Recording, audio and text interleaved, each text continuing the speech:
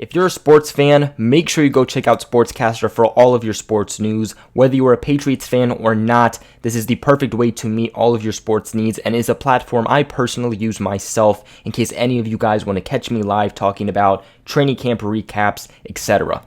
I'll leave a link in the description below. What is up, Pats Nation? It's Patriots Global back here with another video, and in this one, I'm going to be doing my very late final 53-man roster prediction. By the time this comes out, cuts very well could have already been made by Saturday around, I believe, 4 o'clock it was. The Patriots will have to have their final cuts down and have their final 53-man roster. Just like I did last season, I will be making videos on the final 53-man roster and on the final cuts. Also, if you guys would like to check out my last 53-man roster prediction video and kind of just compare it, feel free to do so. I will leave a link to that video in the description below, but let's just hop straight into it. As for the quarterbacks, I have the New England Patriots keeping 2. That's Tom Brady and Jarrett Stidham. This was a really hard move for me to make. Ultimately, I have Brian Hoyer being the one who is going to get traded now. I'd be a little bit surprised if they just went out and straight up cut him. Not totally surprised, but a little surprised just because I feel that there are teams that they very well could just go out and trade to. The Colts being one of the teams I feel that could be a very good suitor. They're looking for a veteran quarterback, obviously with Andrew Luck retiring. But even then, there's always the possibility of the Patriots keeping 3 quarterbacks. You know, Brian Hoyer may not be the best of the best quarterbacks, but he has a lot of experience, and that's something Jarrett Stidham doesn't have. Brian Hoyer knows the Patriot system better than Jarrett Stidham has. Jarrett Stidham obviously is just a lot more talented. There's always just that chance that they keep Brian Hoyer for other purposeful reasons, but I'm just going to say that right now they keep 2 quarterbacks and end up trading Brian Hoyer. As for the running backs, I believe this is really just going to be the same as it was in my last video. I think they're going to keep 5, that being Sony Michel, James White, Rex Burkhead, Damian Harris, and Brandon Bolden. Brandon Bolden just being a key piece to special teams, and also they used him a lot this preseason in the run game, and he proved that he's able to do so, so I'll be curious to see if they ever give him some looks, but all in all, he'll just be a very good backup at the running back position. Sony Michel obviously will be your number 1 running back going into the season. James White being more of your receiving back. I'll be very curious to see what they do in the mix between a Rex Burkhead and a Damian Harris, though. As for the fullbacks, I only have 1, that being obviously James Devlin, getting cut away of Jakob Johnson and Andrew Beck. Now, as for the wide receivers, I have them keeping 6 main wide receivers, that being Julian Edelman, Josh Gordon, N'Keal Harry, Philip Dorsett, Jakobi Meyers, and Demaryius Thomas. I want to have a side note, though, that I do think the Patriots will keep a punt returner / kick returner, and I know before I said that's going to be Braxton Berrios, but when I made my who I think the Patriots will keep at the wide receiver position, Braxton Berrios had been out playing Gunnar Olszewski, okay, because I had recorded that video before the Panthers game, and then after I recorded that, Braxton Berrios got injured. We didn't hear about him. He wasn't playing, and Gunnar Olszewski really started to rise. So ultimately, I think Gunnar Olszewski gets the nod over Braxton Berrios. And then, of course, you have Matthew Slater on your special teams also. Julian Edelman's obviously going to be your starting slot receiver. Makes total sense why he's going to be on the roster.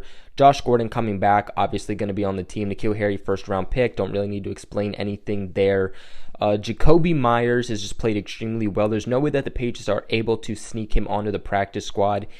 They can really develop him, especially for the future, and he can be something super special for them. He's been a key piece to this offense the entire offseason. Demaryius Thomas, finally healthy. He proved in the game versus the Giants, which we sadly lost, that he is exactly what the Patriots need. He's exactly the scheme that the Patriots are really working with, that they really developed this offseason, and he's just doing a lot of great things. I told you guys before that Demaryius Thomas was going to make this team because he's had a past with Bill Belichick, with more specifically Josh McDaniels, the Patriots offensive coordinator. And truly, I just don't see how he doesn't make the roster. Now, as for Philip Dorsett, a lot of you are probably going to be like, didn't you have him getting cut before? And yes, I did. And that was actually a really hard thing because the Philip Dorsett thing could go really either way. Also, before I made the video, that was again before the Panthers game where Philip Dorsett's name started to come up more.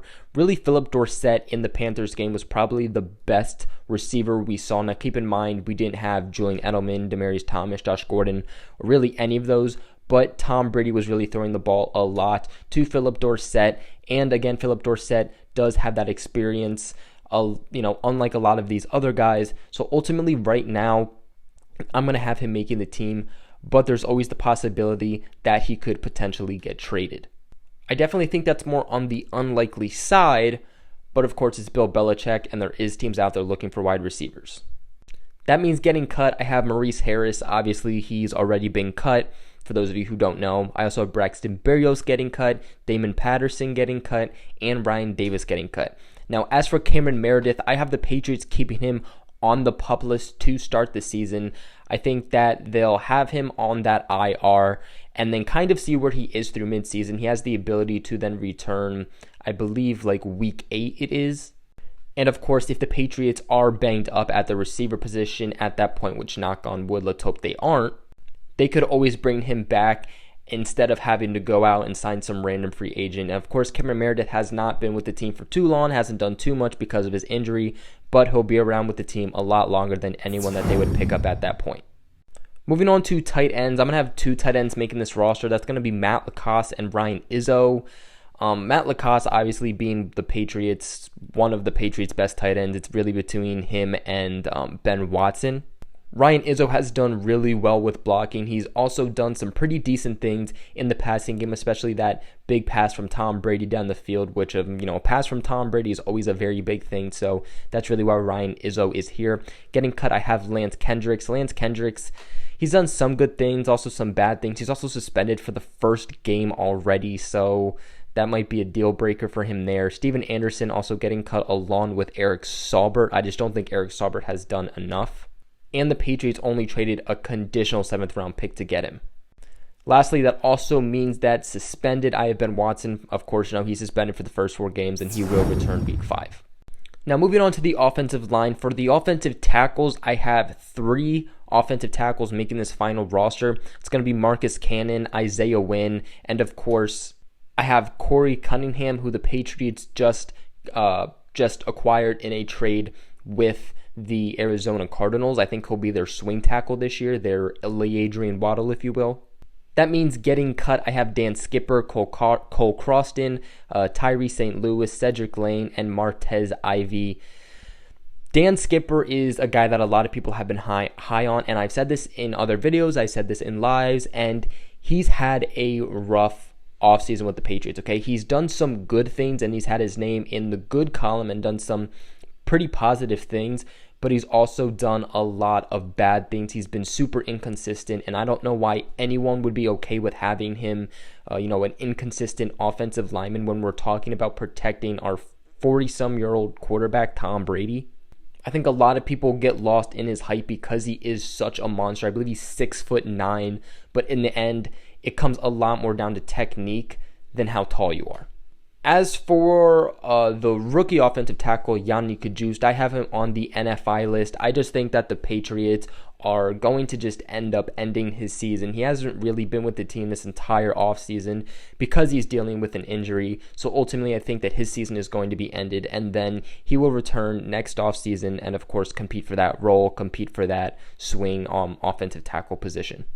Moving on to guards, I have 4 guards actually making this roster. That's going to be Shaq Mason, Joe Thuney, Yelda Frohold, and lastly, Jermaine Illuminor, who the Patriots, of course, also just acquired in a trade with the Baltimore Ravens.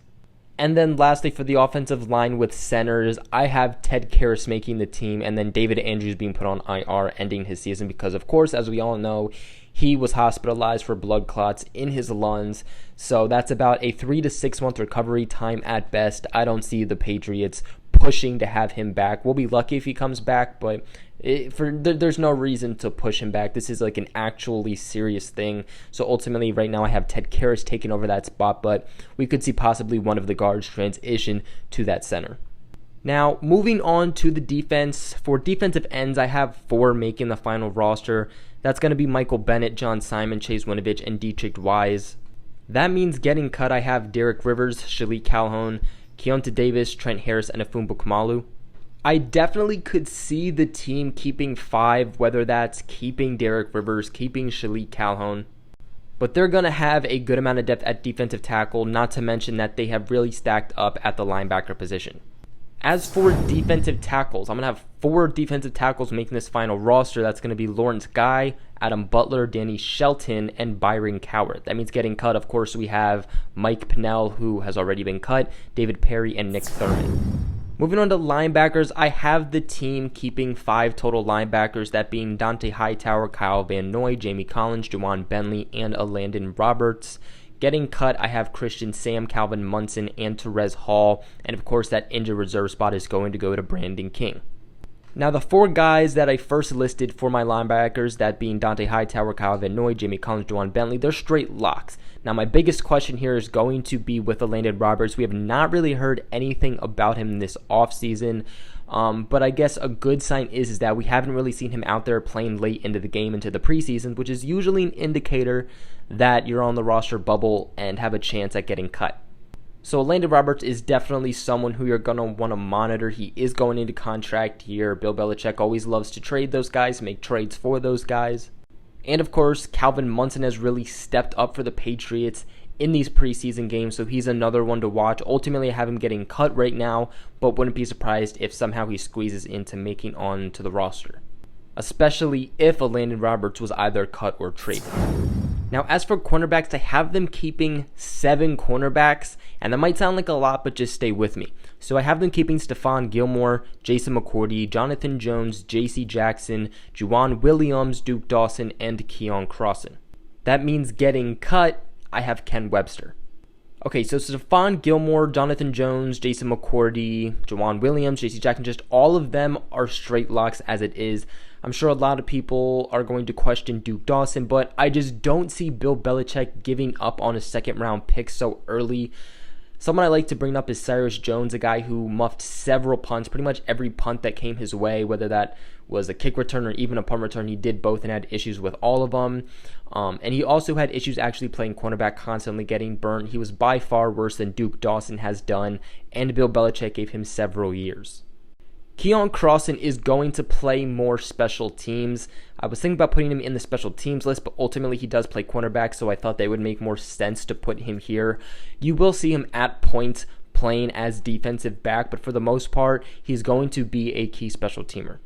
Now, moving on to safeties, I have 4 total safeties making this roster. That's going to be Devin McCourty, Patrick Chung, Daron Harmon, and Terrence Brooks, which means getting cut. Sadly, we have Obi Melifonwu, Malik Gant, who did suffer an injury versus the Giants, did not look good, but also A.J. Howard. Obi Melifonwu has had a pretty good training camp with the Patriots, but we really have not seen anything from him when it came to the preseason. He was in a couple of games, and then kind of towards the end, he just was not in there. Really, we're not hearing his name at all. And of course, the rise with Terrence Brooks, him playing such good defensive back, good safety, but also him being a key special teamer also, I think, rises him significantly above Obi Melifonwu. Now, moving on to special teams, I have 4 special teams guys making this roster. That's going to be Stephen Gostkowski, Jake Bailey, Joe Cardona, and Nate Ebner. Nate Ebner probably should have went with the safeties, but you seriously never see Nate Ebner playing safety. I saw some people saying that Nate Ebner has a chance to get cut, and there definitely was potential in that happening, but after the injury of Brandon King, I don't see Bill Belichick cutting another key special teamer. But that is it for today's video. This was my final 53-man roster prediction. This one was a little bit hard to make, and for all I know, by the time that this video comes out, some cuts might have already been made, but I am making this after the Giants game to try to get really the best prediction I possibly could. If you like this video, please give it a thumbs up. It took a lot of thought, it took a lot of time, so please make sure you guys show your support if you did like this video. And if you also like this video, if you like my channel, make sure you guys also hit that subscribe button. If you want to get some Patriots Global merch, I'll leave a link in the description below. Make sure you guys share this video with everybody who knows so we can go to the Patriots Global family. And other than that, I will catch you guys in another video.